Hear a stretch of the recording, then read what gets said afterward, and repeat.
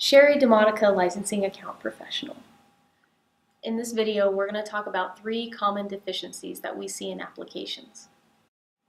The most common issues and experience that we see is lack of detail. When you're applying for a contractor's license, we need as much detail as possible as it pertains to the qualifying party's duties.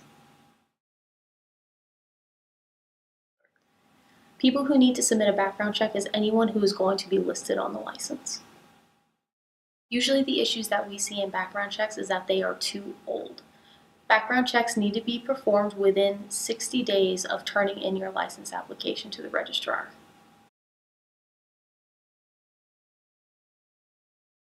The common issues we see with bonds is that, first, the name rarely matches the name that's put on Part 1 of the application. So the name on the bond needs to match the entity applying.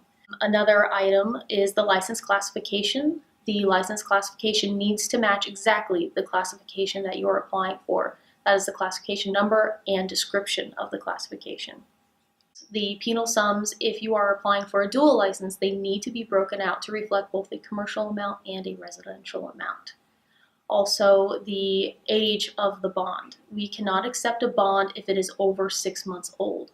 If you do have a bond that's over 6 months old, you will need to contact your bond company to get a full force and effect letter and submit that along with your bond in the license application.